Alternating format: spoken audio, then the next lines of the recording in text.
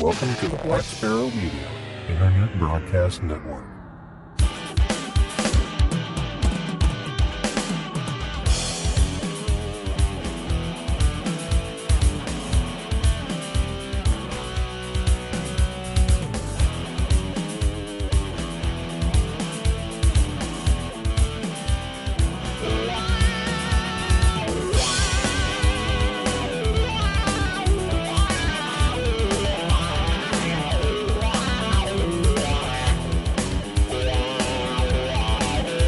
You are listening to Linux in the Ham Shack. LHS is a podcast about Linux, open source, and amateur radio, for everyone. Now here are your hosts, Cheryl, W5MOO, Russ, K5TUX, and Bill, NE4RD. Well, hello everybody, and welcome. You have tuned in to episode number 563 of Linux in the Ham Shack, and this is our Weekender episode, the 123 episode of the Weekender. 123 of these we've done, so we're glad you're here with us tonight, and we're going to talk about a random topic that's going to be picked here shortly, and then we're going to get into some hedonism, and that random topic could be hedonism too. We don't know yet. We'll find out shortly. But before we do that, we'll introduce ourselves. I'm Russ, K5TUX. I'm Cheryl, W5MOO. And I'm Bill, NE4RD. All right, very good. So I guess there's really nothing for it other than to say that hello to Bill in Florida. It's yes. He says it's late for him, but the thing is it's not. It's still Montana time for you. So well, yeah, I've been here for, since 5 days now, so it's Florida time at this point. Yeah. Oh, I thought you were leaving this weekend. So no. I've been here since the 19th. Oh, okay. Yeah. Well, you've had time to readjust. So yes. Okay. Fine. That's fair then. Well, in that case, we should probably really roll into it here. And let me go ahead and I've loaded up the picker wheel with what's left of our topics. There's only 7 of them here. And I'll go ahead and click the button and see what we get. All right. Well, it's picked a ham radio topic. It's the joys of the joys of being a POTA hunter. Totally out. Well, I guess I'll talk a little bit about it. I think I'm the only one in the 3 of us here who is a POTA hunter. So, I mean, I have worked some, but I don't think I've technically hunted them. Okay. This is where we tell our listeners that we would like them to submit some topics for us. No Please. I'm getting to the point where I think I'm going to say, if you submit a topic, we'll put you in a prize drawing. Drawing for something, yeah. Please give us some options. Actually, why don't we just formalize that right now? We don't know what the prize will be, but we are starting a pool as of this second. Yeah. So if you submit a topic for our random topics, you will be entered into a drawing to win something. So, each topic gets you one drawing entry. So it should be like if we select the random topic, they get like whatever it is, some kind of merch, which I'm sure we have plenty of. Yeah. We'll do something, but a contest has just been initiated. Please send us topics. Do it sort of officially. Either email us at info@lhspodcast.info or private message one of us on Discord, and that's where we will pull the list from. And we'll draw it before we take the break after the 15th of December. So on that last show, we'll draw for something. Yeah. So you guys have got 6 weeks basically. Or no, not even that long. 2 weeks, basically. 3 weeks. 3 weeks. So get on it. So, so there you go. All right. Well, that was different, but yeah, absolutely necessary at this point. So because you all don't have a lot to say about POTA. I don't know how long I can keep this going. The thing that's sort of different about POTA, I think, than some of the other OTAs is that. And the thing that makes it interesting for me is that it's the activators who do all the work. I think I've kind of touched on this in the past, but basically, and Steve, is Steve in the chat tonight? Yeah, he is. Yeah. He's a frequent POTA activator. He likes to go to his parks and activate. He's got, I think, like a KX1 or something, or some lightweight KH1, the little KH1 thinks. Yeah. So he goes to lots of parks and activates them. And if I have this correctly, you have to have a minimum of 10 contacts to make it like an official activation. And then all of the logging and stuff is handled by the activator. Now, you can, of course, log all the contacts yourself, but there's a website, poda.app, that keeps track. You sign up, and then all of your history and awards and things related to POTA show up there because the activators are responsible for logging their activations. And I logged in one time, originally several months ago, and found out I had worked several POTA stations without realizing it. So it's like I logged in and I already had data. I was like, oh, okay. So that was kind of nice. And you do get frequent awards. They like to keep you interested. Like when you've worked 10 stations, you get an award, 50 stations, blah, blah, blah. Working different modes, you get awards, different bands also. They have like late shift and early shift. So if you work people in the morning, you get awards. If you work people at night, you get awards. I'm going to hope that Steve starts filling things in here. Oh, yeah, he's typing. Good deal. And for some reason, POTA, I know we talked about POTA when it was NPOTA, like when it was a brand new thing. Yeah. And it didn't really go anywhere initially. And then at some point, kind of like FT8 and FT4, it like caught fire. And now everybody's doing it. So I don't know about that. I think the NPOTA event year was pretty popular. There was a lot of activations. I even did an activation with a bunch of scouts. So we took our opportunity to activate. I think we did Jamboree on the Air as a POTA station, or NPOTA station for that year. Okay. I mean, obviously my experience was slightly different. It seemed like when the whole thing was first announced and they were putting national parks on the air and everything, I know it had quick uptake, like all this stuff. Anytime you have a different category of hunting to do, it always attracts people. But it seems like when it kind of globalized and wasn't necessarily national parks, it was just parks, and then kind of put together with the awards and the people just being able to go out and like activate in 2 seconds and have 10 contacts and be done, and all of the logging and everything being maintained on the activators end, and then it just got, I guess, more fun more quickly, and now everybody's talking about it and doing it. Yeah. So. Yeah. Well, I think there was already some state parks on the air kind of events going on when like NPOTA came around. That NPOTA sort of kind of, I think, probably spurred on the finalization of say, hey, we can do this all the time and we can activate any park. And if we keep track of them and give them all fancy names and numbers, so you can trade them like a trading game.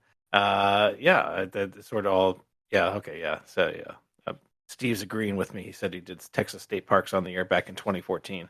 Yeah. So I think it was just a natural evolution. I think the National Parks on the Air year and event kind of really kind of solidified the whole Parks on the Air period. It definitely kicked off a lot of interest. People started getting out. In fact, going to some of the state parks that aren't quite as, or the national parks that aren't quite as popular was also kind of like that interesting hunt. And I think it was more accessible in the long run than things like, let's say, summits on the air where, you have to actually climb a mountain sometimes or walk up a very steep hill. I think, the Parks on the Air is really cool. And, I don't hunt stuff, so I'm not really a hunter. I did create my account on the POTA app site, which is really cool. By the way, I totally want to like kind of recreate that for the scout camps on the air because it's another project that we have another group of people working on for. That's right, K2BSA. I said it, and I really like the app. I like the idea of it. and I like the work that they put into it. It's really cool, and it looks fun. And obviously, we have a lot of people playing the game because we see the posts all the time of the awards that they get, the digital awards and stuff like that. So it's pretty cool. I just don't do it actively enough. One thing I will say is just something we sort of mentioned in passing here while we were talking about it is the fact that because it's so popular, because there are activations like all the time, all day and all night, everywhere around the world. It's a byproduct of that is just putting more stations on the air too. So there's more people to find, even if you're not looking for POTA stations. There's just more people to talk to. So that's a nice byproduct of that. And Steve actually worked. Steve went to Invention and he did POTA stuff on his way home because he did a couple in Missouri. We met up with him driving through Missouri or whatever. Then he met us for a baseball game in August at Busch Stadium in St. Louis and worked some parks while he was in St. Louis, around the baseball game, which I thought was really kind of cool. And we've got another listener, Gene, that does summits on the air and he talks to me personally about some of the things that, how many people he talked to while he was climbing up a hill that was insanely high or whatever. So this, the on the air stuff, the summits and the parks and stuff seems really cool for people that don't do it. It might be something that you might want to look into. Even going to, a national park down the road from your house or something. So yeah, I think that's the thing about POTA though, as opposed to stuff like SOTA and IOTA, right? Is because POTA is really accessible. Exactly. In some cases, even truly accessible. Like people in wheelchairs can just roll up to a park and and do whatever. And do POTA. SOTA, climbing mountains and finding islands is a bit more difficult, a little more involved. Yeah. So yeah, that's another thing that speaks to POTA's popularity. It's just really accessible. And so as a byproduct of that, a lot of the things that keep track of spots that you're looking for, like DX clusters and ham alert and grid tracker and ham clock and all the stuff that will keep tabs on active stations, have all started including things like SOTA, IOTA, and POTA. So that when you're, one of the things you can select in your ham clock install is to see active POTA stations, and it will show you that. Grid Tracker will do the same thing. It will plot active POTA stations on the map and show you those activations in the call roster. DX clusters will mention POTA as well. And so if you're the kind of person who relies on that kind of technology for your hunting, they're all integrated so that you'll see those activations pop up along with the other stuff as well too. But because of its popularity, it's flourishing across all of the tools that ham radio operators use to locate things. Let's see, what else can we say about POTA? I could look and see how many. Do it, right? What's that? It's awesome. Do it. It is awesome. You should do it. I wonder. There was a spate there when I was. Some of our listeners in the Discord chat were like on streaks of doing POTA every day. It's like, got to get at least one POTA station every day. And of course, Howard, I think he's still doing that. He usually works, he and his wife, I think work probably 8 to 20 POTA stations a day. Most of them on CW, and he'll throw in an occasional digital and even less occasional phone. But I don't think he's missed a day in years. So nice. We have several because we were kind of on the edge of Civil War battlefields. So we have several Civil War battlefield national parks within an hour of our house. One is 20 minutes away. I would actually like to go and do a POTA thing from one of the battlefields or all of the local battlefields. I think that would be fun. Yeah, sounds cool. I would like to do it as well. The only thing it requires is me getting some sort of portable HF setup, which I do not currently have. Oh, you have a 7100. You lie. Well, I don't have a portable HF antenna. You have a So ham get stick, one. don't you? I have a 6-meter ham stick. That's not going to get me very far. When the band conditions allow you, yeah, sure. Well, yeah. I mean, if I'm going to work only 6 meters, sure. But no, I mean, it wouldn't take much to get something that I could throw up as a like a 10 through 40 portable, vertical or something like that. It would be really easy to do. It's just something I have not done. So, you can operate the 7100 from the car and just, run a wire to some antenna or something. So, yeah, we could do it, and we probably will. Our name may show up as activators someday, but right now I'm just a hunter. So, but even the hunting part's really fun. It's nice hearing those stations, and if you can even be super lazy about it. You just hit the POTA app, tune to the frequency, and usually you just get a hit. It's not that difficult. So, of course, you can tune up and down the bands and hunt on your own if you like as well, which I have certainly done. Because you can, it's really easy to hear the, parks on the air, CQ POTA, and stuff like that. So, and I guarantee you someone's doing it right now. So you could just, while you're listening to the podcast, you could work a POTA station. Yeah, there's one in Martinac State Park, Mammoth Cave National Park, Salton Sea State Recreation Area. Yeah, a whole bunch going on right now. Yep, I'm looking at my ham clock across the room here, and there's looks like a station in. There's a bunch of U.S. stations. I see a Japan park on the air right now. 2 of them actually. So yeah, they're on 40 meters. So yep, there's stuff going on right now. If you want to work a Japanese park, it's always nice to have a park that doesn't have a U.S. or a CA in the front. So I think I have a TT. I worked a park in Turks and Caicos. Oh, nice. Yeah, so that was a cool one to do. Yeah. So, and you may even get what Steve calls at-nos, all-time new ones, when you hit those DXCC entities you haven't worked before. So, because sometimes POTA activators like to go to those places, not quite as involved necessarily as like a DXpedition, but something similar can certainly happen with parks on the air. So, I don't know how many parks on the air there are.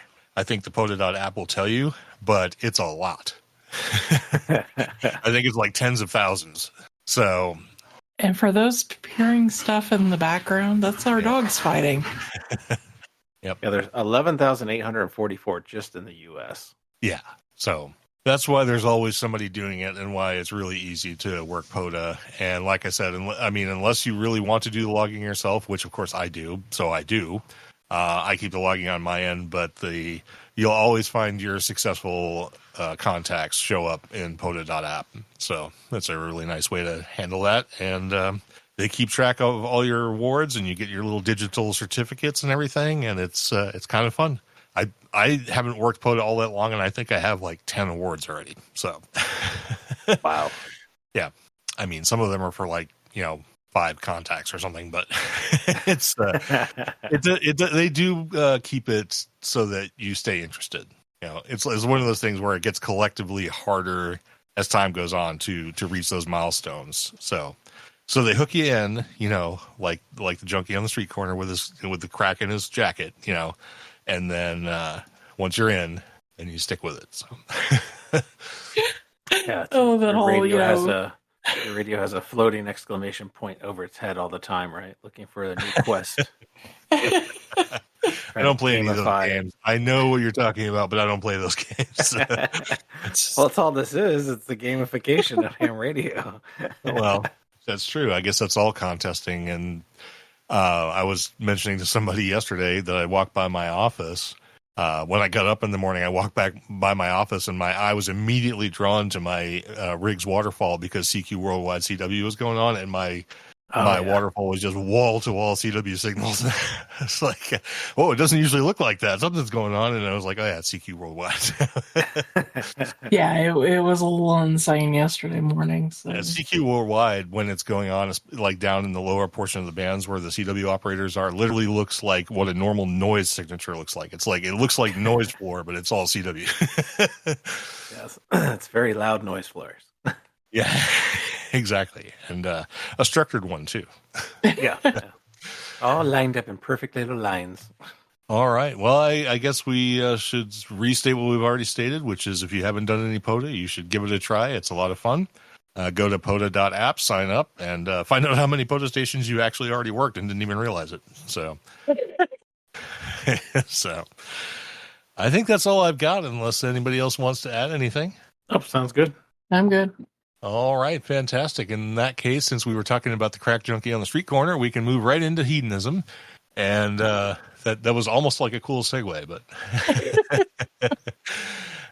we should get to some hedonism, though, and we always start off with food. And it's nice to have Cheryl back. She's not here, basically, unless it's a food episode at this point. But since you're trying here... to corral dogs during the shows. I see. Well, I guess you can talk about food this time, and this is one we sort of fell into last weekend, so you can tell us all about it. Yeah, so last weekend we went out for brunch, and during brunch they served bruleed potatoes on their buffet, which I guess in a way is a very tasty form of not mashed potatoes. There you go. So for this, you need some frozen hash browns, some Parmesan cheese that's shredded or grated, some mozzarella cheese that's shredded, some salt, some chives, and some heavy cream. You bake this for several minutes and then broil it till it's brown. And it was a very tasty side dish to our brunch, my prime rib specifically. So this is going to be on our Thanksgiving table for our Friendsgiving that we're having. And then for the cocktail that I figured out, we're going to do an apple cider martini, which you need to rim your glass in caramel sauce, and you need some apple cider, some vodka, and some butterscotch schnapps. And of course, if you want to garnish your glass, you need a sliced apple. And otherwise, just enjoy the day. So specifically leaning towards Thanksgiving. Try not to let the family drive you up the wall. So, but other than that, have a cocktail, enjoy your potatoes, and have a fun time. And the recipes for both of these, further instructions will be in the show notes. So, and don't forget the rimming. Yeah, do not forget the rimming. Yeah, that's the important My favorite part. Yeah. We're talking about hedonism. We had to get that in there. So yeah, exactly. All right, very good. Well, speaking of hedonism, I have a very hedonistic bourbon this time around. On that same trip where we found out about the bruleed potatoes, we went to one of our favorite wineries, and they have a very large whiskey tasting room, which I tend to partake of. And literally, I did not know what to pick this time, so I figuratively threw a dart at the wall, and it landed on Thomas S. More Sherry Casks Bourbon. I had never heard of this before, didn't know anything about it, tried it, fell instantly in love with it, and now I'll tell you all a little bit more about it. I got the description that I'm about to read from 2 different websites, and I kind of jammed them together. So I guess no citation needed because these are technically my words. Sherry is the classic alternative aging cask, a technique borrowed from Scotland, where Spanish sherry casks have been the preferred method of aging by some distilleries since well before ex-bourbon barrels were the international norm. The effect on Barton 1792. See, now this is one of the things I didn't know until today, is that this is a product of Barton 1792, which should have immediately spoken to how good it was going to be, but I didn't know that at the time. The effect on Barton 1792's high rye bourbon is stellar and classically sherry. The company has gone all in on extended barrel aging, starting in 2021 with 3 different varieties. The company is back with 4 new finishes. Each of the base bourbons was aged for 5 to 6 years before being finished in barrels for another 1 to 4 years. In Sherry Finished Bourbon's case, the company finished it for 1 to 4 years, real specific, in used barrels that held Oloroso sherry previously.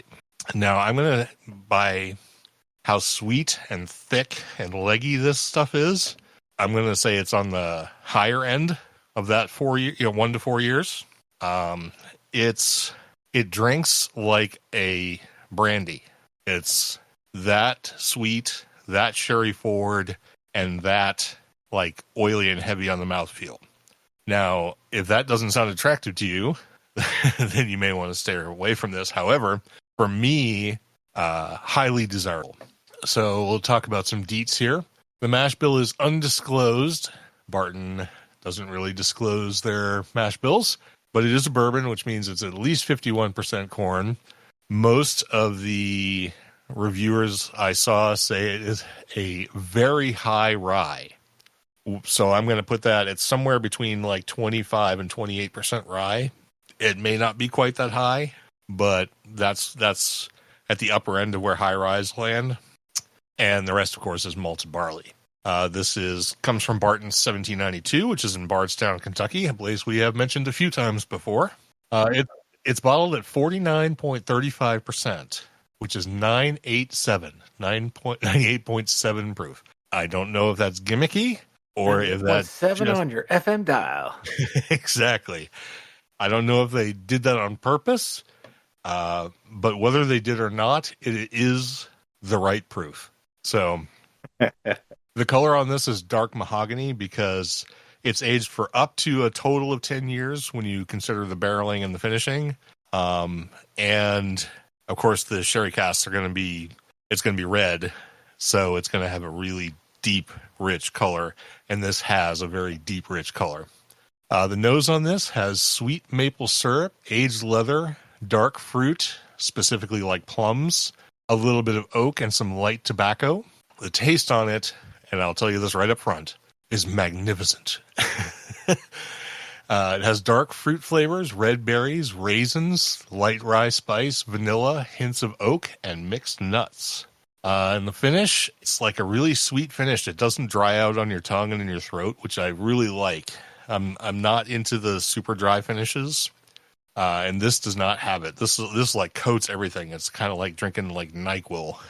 It's just like your mouth is covered in it when you're done. But the finishing notes are aged leather, tobacco, peppercorns, rye spice, aged oak, hints of sweet wine grapes, and of course all that dark fruit is still in there as well.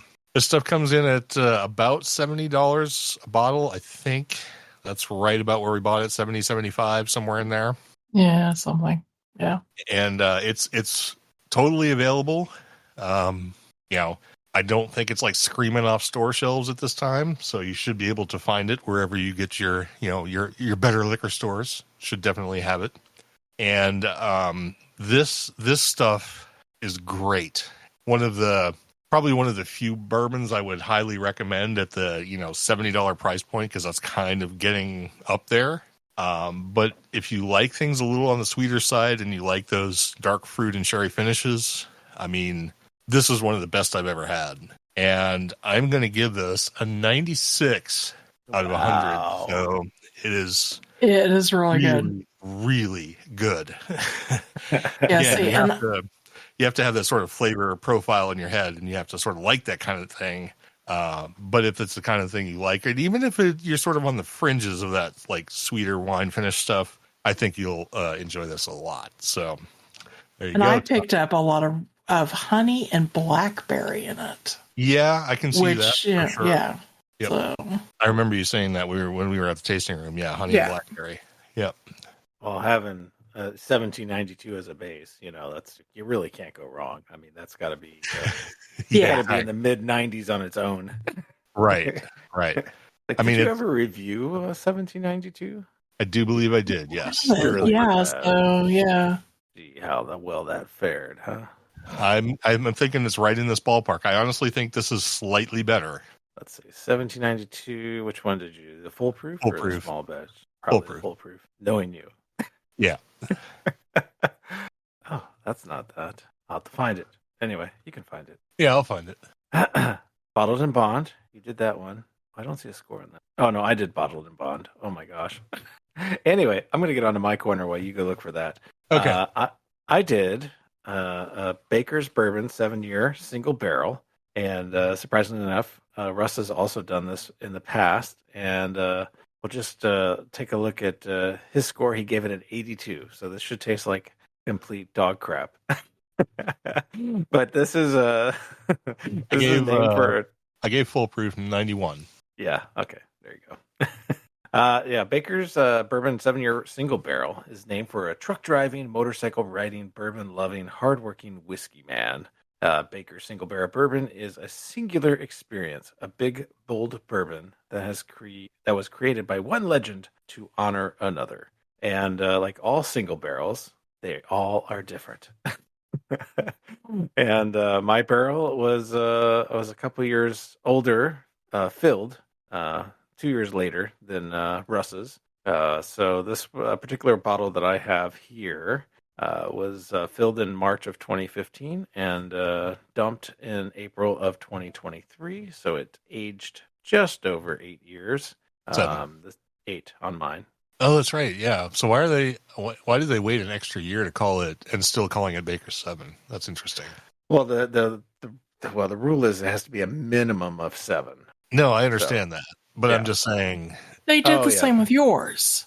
Yours is 7 years and 1 month. Yeah, and yours is 7 years and 1 month. No, yours is 8 and 1 month. Yeah. Month, right. So maybe that extra year is what makes it so good. Who knows? Yeah, could be. Yeah, because Bill's version was done like 2 or 3 years after yours. So yeah. Let's let Bill finish his review. Yeah.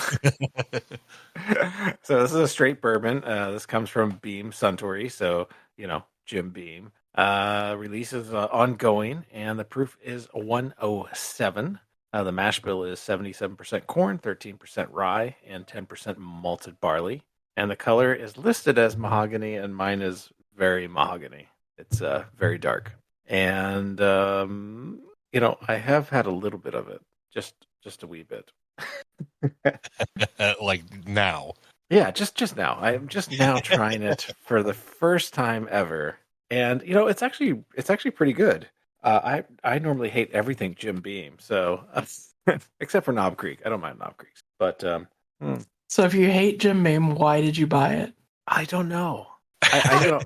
I literally I think I saw it mentioned on a stupid ad or something like that as I was flipping through my phone today.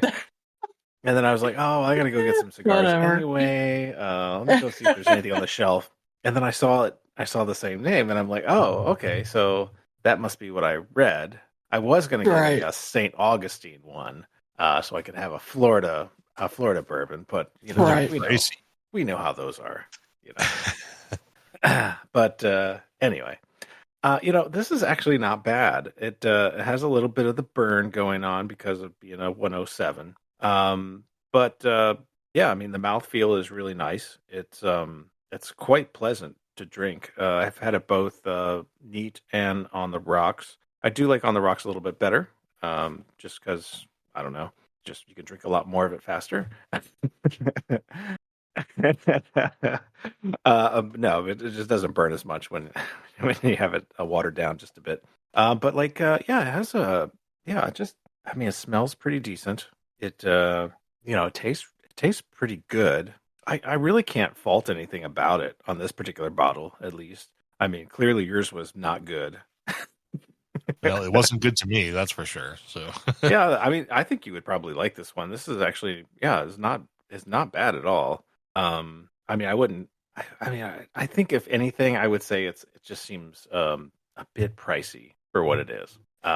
Like I've had better 7-year-old bourbons, including Rossville Union. But that's a rye. But this is 13% rye. I mean, this is almost rye, right? You can almost say no, it's going to be 51% to be rye.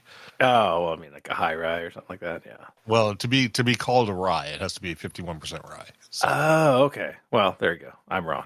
So, yeah, I think it tastes fine. It's pretty good. I think it's just maybe marginally overpriced. That's about all I can say. Well, I'd be interested. I mean, there's no way you're going to have it. Next time I'm flying, so I will leave it at one of the houses down here, and if I happen to go here before I go back up to Hamvention again, then I would throw it in the truck and I'll bring it up. Okay, well, I'm definitely going to have this bottle of Thomas More with me because I'm not going to drink it before Hamvention next time, and it's definitely worth having. So, Yeah, this is good. I like it. all right, I'll very try to good. finish it before I leave Naples. There you go. 77% corn. You'd think with that high corn mash bill, it would be nice and sweet and everything. But the reason I bought Baker 7 in the first place, 4 years ago when I got it, is because I watched a lot of whiskey tubers, and every one of them was like, "Oh, Baker 7's so good.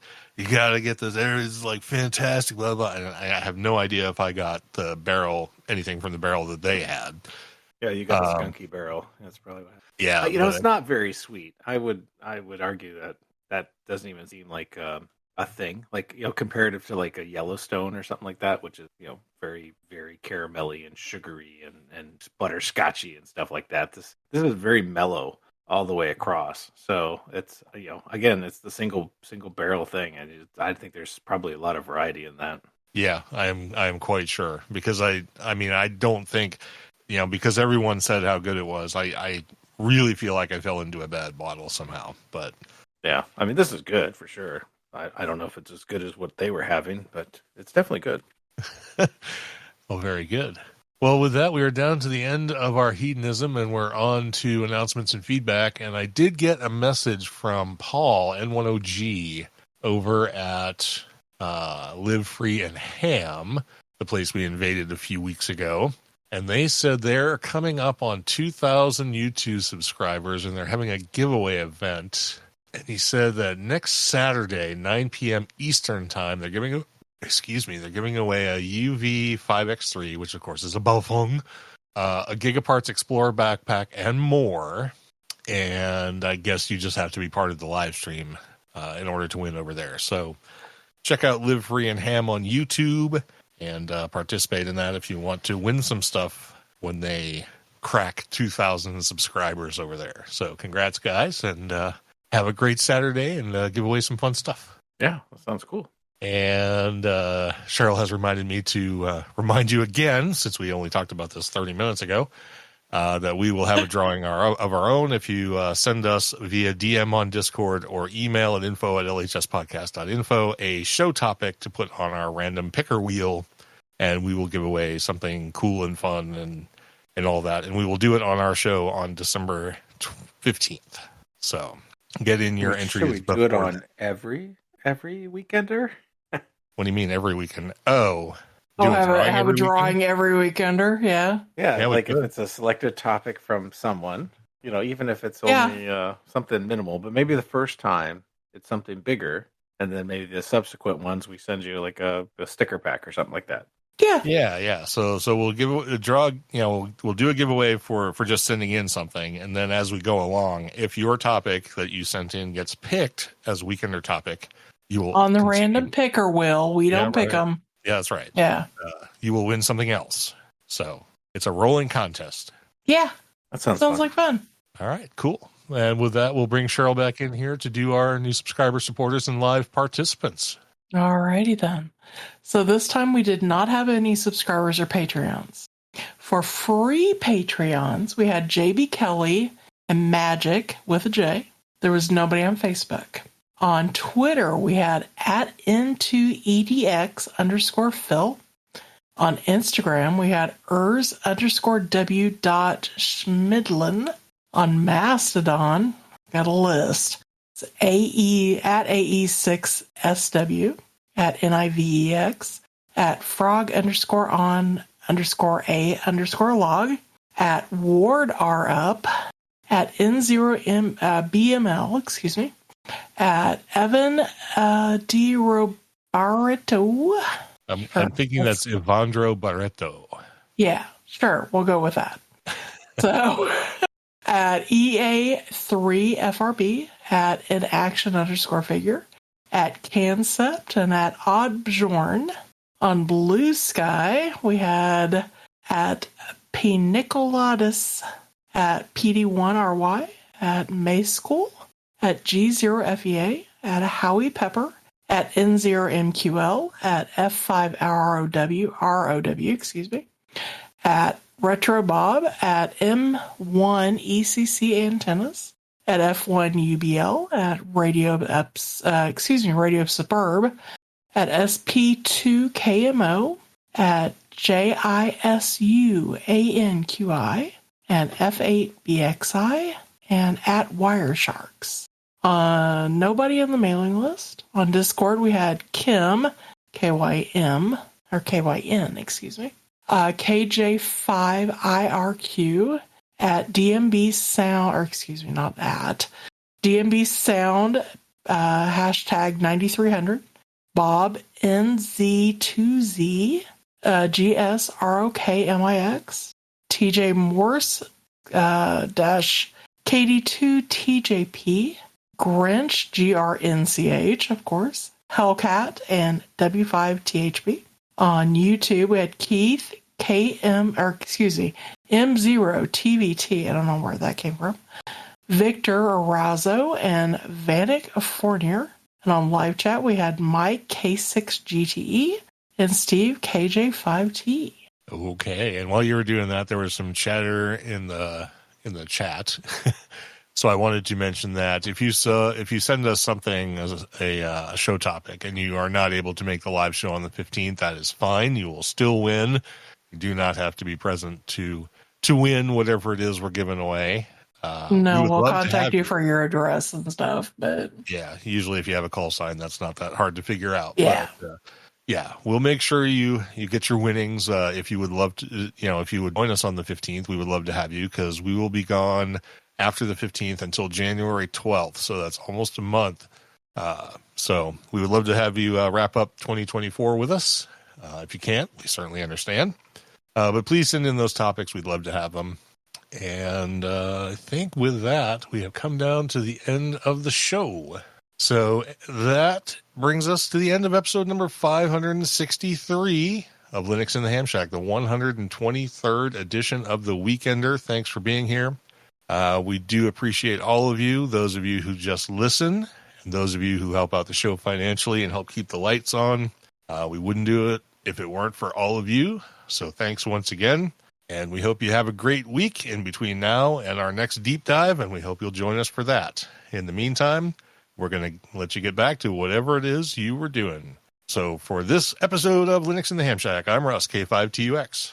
I'm Cheryl, W5MOO. And I'm Bill, NE4RD 73.